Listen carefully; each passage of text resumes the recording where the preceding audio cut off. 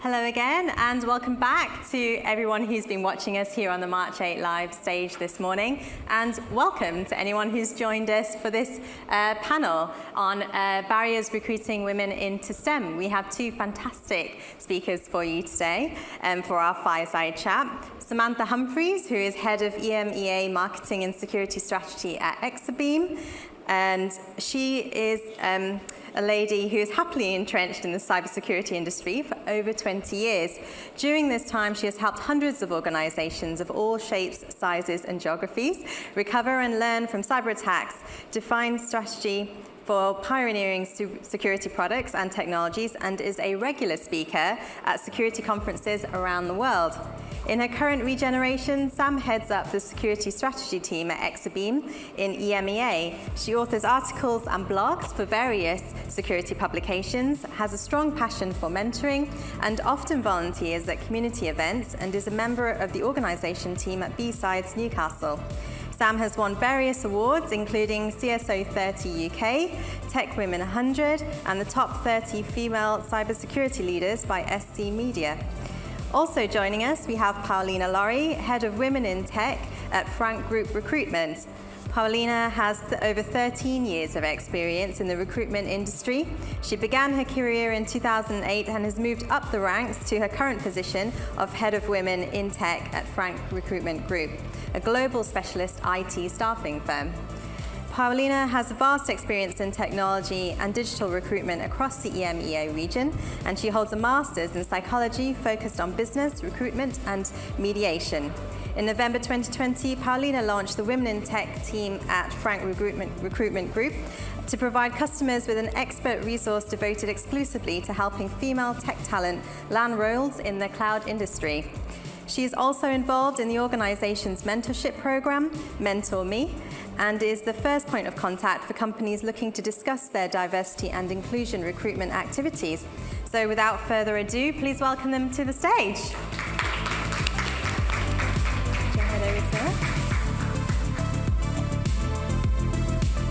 Welcome, ladies. So I'm just going to head straight in with the big question. To start, what are the biggest barriers to recruiting women into STEM? Paulina, do you want to kick us off? So I would say the barrier starts very, very early, because there is this stereotype that obviously maths and science is for boys and it's not for girls, so it starts very, very early. It's amplified in education as well, because even if we know that girls outperform boys in schools in science and maths, still the boys get more praise and confirmation and being more pulled to the answer in terms of the science and maths. So it starts very, very early, and then it continues when they join the workforce, because obviously it's very much male-dominated environment. So all of the bias, I want to work with a colleague who looks like me. I want to hire someone who looks like me. I want to replace myself with a person I like. So, and obviously the wage gap. I know we're going to discuss that as well, which is big. Women in STEM earn more than women in any other sector, but then still they earn up to 40% less than men for the same roles in STEM. So the gap is massive. Then obviously it's lack of role models as well in the industry, so they don't have someone to look up to, but also when they choose the subjects at uni or maybe choosing the job, they maybe think I cannot see the person I like. If I cannot see it, I cannot be it. So I think the problem is very complex, and it starts very early. Well, you mentioned there about, men having the sort of ability to get into STEM roles much more easily. And do you think that there is that idea that turns women off, that there is just a boys' club that exists, and what can be done to change that, Sam? I think going back to when I first started in my career, I got loads of feedback. Is that okay? No, it's not okay. Hang on. Should be all right. Fix me. Okay, good. We'll carry on. Okay, cool. Sorry for your ears. When I first started, it definitely felt like a boys' club. Really, really did. I actually think it's improved a lot. I'm not saying we're where we need to be in the slightest, but I do think now with In fact, we're talking about this, and it's not new that we're talking about this today. We've been talking about it for some years now. We're talking about it, we're taking action now. At Exabeam, we have a group called Community Council, where we look at ESGs as employees groups, where people get together. It started off when I first joined. There was just one for the girls. There was Exagals, and then there was everyone else. But within Exagals, we had some men coming along to our events. It wasn't just purely, this is the girls' club and you can't be in it. We started Community Council about a year ago. And already now we've got different groups popping up. The enthusiasm for it's been amazing to really drive representation across the board. And that's like the problem you talk about, right? If you go into somewhere and you can't see anyone that's like you're going to leave. So to make sure culture is the most important thing, I think. And hiring is one thing. As we get people in, we have to show a culture eats strategy for breakfast, ultimately. We need to show that we're supporting people throughout their careers. Yeah. Well, I love the fact you have Exagirls and Examen. And obviously we've got a mix of audience here as well, which kind of confirms that. And you mentioned also, about having those people to look up to. So Paulina, do you think due to lack of women in STEM, it's difficult for them to find role models and mentors, and where would you say they look? I would say there are definitely women in STEM, and its situation is better, like Sam said, than it used to be before. So I would say definitely look for those role models in STEM. It could be in your subject, it could be in a different subject as well. And I would say, if you're looking for a mentor, no one is too famous and no one is too high up. So if you want to reach out to someone who is like driving initiative in Silicon Valley or is heading up one of the biggest companies, do it, because they will be sometimes thrilled to get this email and they will actually mentor you. So I would say reach out to everyone in the industry. But also, we had yesterday talks on women in law, women in public transportation, and loads of problems are universal. So basically, any woman in a leadership business position could be the one that it could be a very good mentor for you. So definitely reach out to other females as well, other women. But also I would say look out for a skill. So if you want to upskill yourself in the public speaking, or maybe presenting some data, or maybe working on a certain project, look for someone who is very good in that skill, and maybe don't look whether it's like a man or a woman, because I think the very important point is that we actually need to engage more men into this conversation. So we do Mentor Me program, you mentioned in my introduction, and we've got loads of women who actually want to have a man as a mentor because they went to the top. They are on the C levels, so they would like men to guide them to the top. And we need more allies. We cannot be a little bit, hopefully I'm not going to be too controversial, a women's club about speaking women's problem, because still men takes between 70 to 80% of STEM roles, and especially on the higher level. So we need to have as many allies as possible. And what I would like to add to it as well is this whole mentorship. We speak a lot about mentoring women, but what we need to speak more about is sponsoring them. So women need more sponsors from women and from men. So they need someone who is going to put them on that project, introduce to that person, and is going to put their own reputation on the line for her.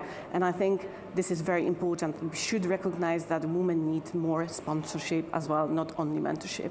Absolutely. Sam, I saw you nodding your head away there. Do you have anything to add? Yeah, I love the point you make about going big on your requests. A friend of mine recently, she pinged somebody very, very senior at Bank of England, just out of the blue. She'd met them once and said, can you mentor me? And he was like, yeah, absolutely, love to. So, you don't ask, you don't get. It can be a little intimidating for sure. But the power of the network is huge. It really, really is.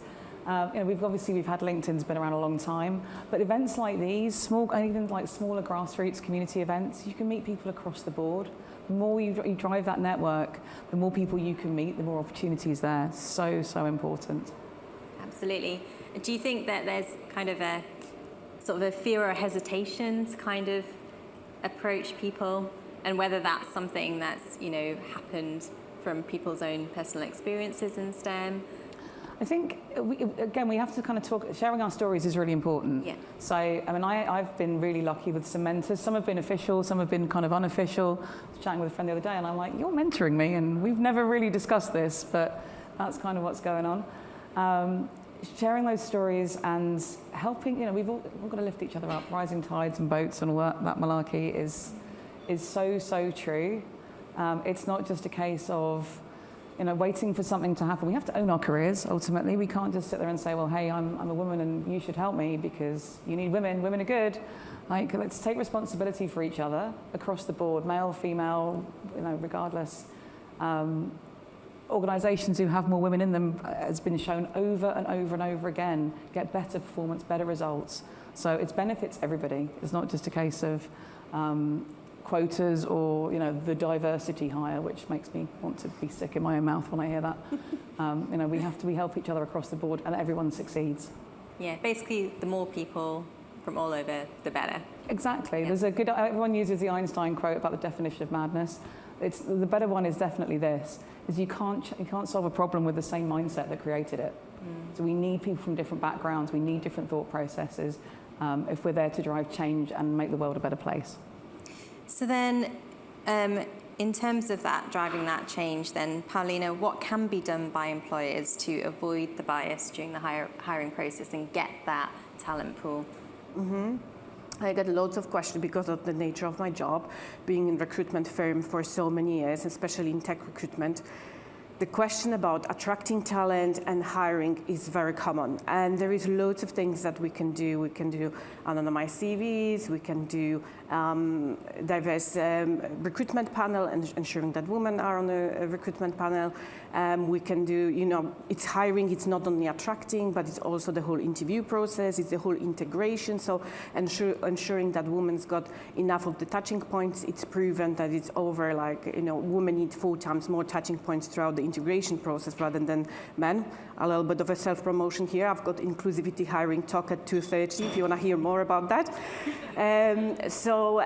But it's also, we speak too much about attracting women into technical roles because, on entry level, there is fairly good representation, or we are making some changes. There's definitely changes from the employer side, from schools, etc. And we're getting more women into STEM. I'm not saying it's definitely enough and the job is done, but when we look in the senior roles, the numbers of women in tech is so small. There is a massive dropout in the middle. So I think what employers actually need to focus on, it's more the whole journey, development, who is actually assigning the projects, who is deciding, is it actually based on tangible metrics and measurable results rather than someone else's subjective opinion. How we actually give the promotions out, because it's very common that we think it's in society we actually give promotion to a man based on the potential, and to women on the past achievement. Right. So it's actually, I would say, it's the problem is, yes, obviously the hiring, but I think the gender bias is throughout the career, and I think we just need to train everyone on a gender bias and ensuring that we are actually progressing women through the ranks, not only getting them to the companies and then after that, they leave. Because there is this big stats that 50% women do drop out from IT industry by the age of 35. By Accenture, Capgemini says that women do drop out 41% 10 years into the career. So that means they don't progress. They don't plateau. The career is going plateaued, and therefore. I mean, that is really interesting then. Really. Is retention a bigger issue than recruitment? I would say yes at the moment. I would say a little bit of both, because I would say they are same important, to be on the safe side. I would say they are same important, but we very often speak a lot about attraction, to attract women to technical roles, to STEM subject, etc. But then while they are in the company, what's happening with them? If you would know that you cannot get to be on a C-level in that company, or your chances are 1 in 20, and then the rest 19 is going to be a man, would you stay? Yeah. Or would you look for a different career?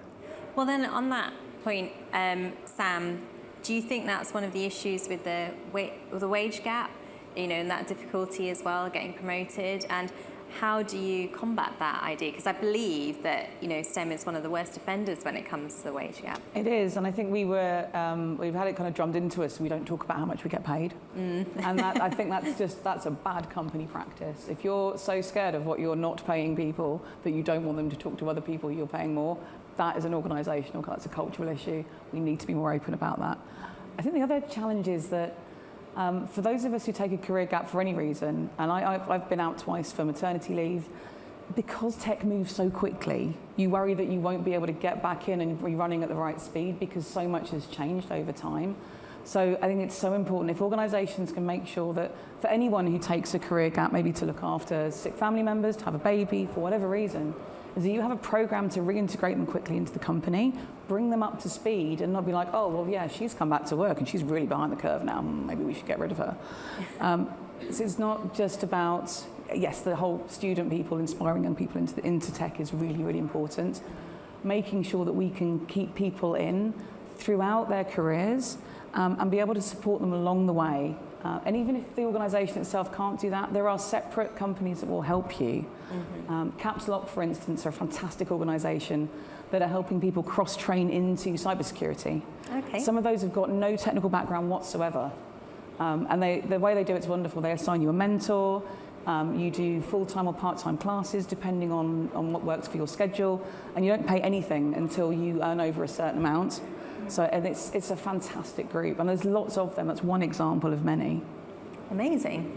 Well then, what you were speaking about, and that you touched on also before, the idea of imposter syndrome and the fact that then, people don't want to go for those roles, especially women from in STEM and from minorities as well.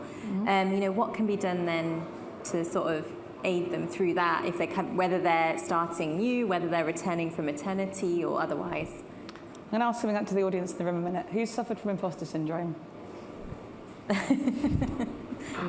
100%. I still get it now. I really do, and I've been doing this forever. Sometimes I feel it keeps me honest, and it keeps me hungry, and it makes me want to do more things. It's not necessarily a bad thing. But I do worry that a guy maybe will come along and be way more confident about whether or not they could do a role, and I'd look at it and go, oh, I can only do this bit and this bit and this bit. If we're helped by people to say, if you're looking at a job description, for instance, and you can go to them and discuss with them, hey, well, look, I can't do this specific thing, but what is it you're actually looking for? What skill set is it, rather than must have experience in blah, blah, blah. That can really, really help. I mean, I'm sure this is probably somewhere where your expertise is above mine, but making sure job descriptions aren't just, it's an entry-level job where you've got 10 years of experience, that kind of thing. Well, I think something important what you said, it's like mistaking confidence for competence. Yes. Yeah, it's very often, it's just so common because someone is like coming into the room and just going to talk, and it's not going to have any background in it. So I think it's very important. And job description, it's usually use the one that we've written, that, different department written 5 years ago. Oh yeah, we're going to hire a cybersecurity specialist. Oh yeah, we've got, 5 years ago we were hiring someone. Let's use the same job description, which is obviously not relevant at all. No. Well, in terms of that, I was wondering, is there actually an age disparity? Because I've heard the term, you can equate youth with incompetence. And so does that kind of put off people if, they're looking at everybody who's experienced above them, potentially a certain type? And, does that age disparity exist? For example, would it be different for, say, a 21-year-old straight out of university applying for a job in STEM versus a 41-year-old who wants a changing career? It's a very interesting question because sometimes it's disadvantage both ways, right. to be honest. So it's actually difficult to answer because I was on a conference last year and was actually interesting to see, like from one side, like young people entering the industry, it was difficult for them to get into the roles. But then also when we look into women in tech, for many of them, the second career, IT is the second career, it's not the first choice.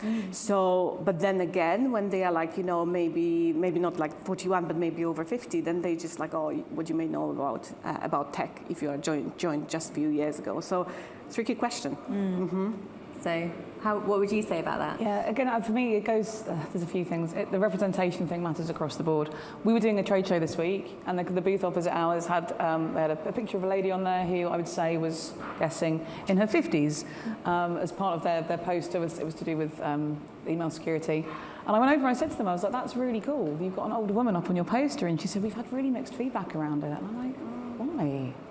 That's mad. Like, tech's for everybody, right? Tech, I mean, I would say most companies now are a tech company, one way or another. And if your products, you obviously you know your own market, but if you want to be successful, representation, again, across the board, and the way that you present yourselves goes into your marketing. It's not just your employees, it should be through everything that you do. So I know that's not kind of answered the question, but it popped in my head as we were talking. Sure, yeah. The importance of having different opinions in the room really matters. Yes, it can be tough depending on what the role is and whether or not someone thinks, well, I'd like an older person for this. We shouldn't be thinking along those lines. Yeah. Like, how do we want people in that are going to drive change and ideas and innovation in our organisation? And those people come from all sorts of different backgrounds. Mm-hmm. So, if you've just got a room full of people who are identical, your ideas are going to be rubbish, frankly. So let's make sure we're taking people's opinions from across the board, and they all get a voice. Mm-hmm. We've seen this a lot where, there'd be historically somebody older like running the room if you're doing a brainstorm idea, and God forbid somebody younger comes up with an idea. It's like, oh, you've got no experience, sorry about you. Like, some of the great ideas come from the person who started that day, regardless of how old they are, which bathroom they use, all the rest of it. So voices and representation. I can tell from the audience that one definitely hit home to a few people. But yeah, so obviously our audience, we want to give you a chance to ask some questions. So if you want to raise your hand, if you have anything that you want to ask our lovely speakers here. And in the meantime, I was going to ask about, I don't think we've spoken about this morning, but physicality, the idea that, or the expectation that women won't be able to do as much as men, manually especially. Is that a barrier to recruiting? I'll throw something in there and like cards on the table. I'm going through perimenopause at the moment. And it's not, it's sort of there are physical things that go with it, and there are times where I just have to go for a lie down because I'm broken. But things like brain fog come in. Yeah. This is something we don't talk about enough, as we're talking about the older workforce. There are days where, I definitely struggle more to deal with some of the harder things in my job, and I just call it out. I'm like, look, this is where I'm having a bad day, and fortunately I've got support around me. But depending on what your role is, I'm looking at it from a cybersecurity background. We don't have to carry things that often, to be honest. Mentally, yes. Yeah, it might be more the engineering side or so. Yeah, I think so. So, but we have to appreciate that, humans are humans, and we have our things that we carry with us. So, the physical, being sat in a room and all of a sudden I'm boiling hot and I really need to get outside for some air. Yeah. That's still a physical challenge that I go through. Yeah. Paulina, what would you say about that? So maybe from my point of view, obviously I'm pregnant, like I'm 7 months pregnant, and I want to be like a little bit of a maybe statement and inspiration for first of all, for the employers. If a woman is pregnant, they can definitely do the job, and if they want to do the job, then obviously give them the opportunity to do whatever they like to do. I would say statement as well to women that are pregnant, I would like to become pregnant, don't worry about it, just put yourself forward for it, and just basically go for that as well. And for all of the employers as well, companies out there, just basically there's no massive change as long as someone is feeling up to it. Mm-hmm. Then they definitely should be doing everything what they've done before, really. Yeah, so it shouldn't make a difference. No, it shouldn't. Oh, great. Yeah, we have a question here. Do you want to just shout it out? You said so rightly that tech is changing so much. Right now on my maternity off, and in 1 year, all my colleagues who were maybe behind me or in my same line, they are way ahead in terms of pay and everything else. How do I then go back and justify then I will be always behind because I have lost this 1.5 years. So what do you recommend? How do I Yeah, I think you have to talk to your employer. Out of it, right? Because I have lost 1.5. You have, but you've gained new skills as well. Because during that time you've learned some new skills that you're going to bring to the table that you didn't have before, right? So It is a game of catch up. I think I was reading stuff during my maternity leave just to kind of keep my finger on the pulse a little bit. And there's occasional times when you've had a baby before, so I'm not putting you off. But there's when you're not like trying to get sleep or you're being screamed at or doing nappies. You can keep an eye on what's happening. But I think if you're going back in to do a role, some of the skill set that you had, maybe like the tech piece is exactly you need to have a bit more of a run up. And you can spend time with people talking to them about it, but you're still you. And now you're you with new skills as well. So I think you have to say to them, look, I haven't been in a cave locked away asleep for a year and a half. This is what I bring to the table now. And I don't want to be like left behind. Like, what can we do to get me where you need me to be? And work with them on that. Maybe if I can answer as well, like I think maybe about different innovative idea as well. After my first maternity, this is how I came back, and I just basically said, I'm gonna run Women in Tech. And for the last 2 years, it's been incredible success, and no one is going to, no one was going to do that before. And now we've got team members who are going to, continue the work, but everyone is terrified what they're going to do 1 year before me. So I know that they will be definitely waiting for me to come back as quickly as possible. Well, I think that's a good inspiring note to finish on, because we're running out of time and we obviously have more content for you. Thank you so much for that really fantastic, interesting talk, Sam and Paulina. Everyone, please give them a massive round of applause.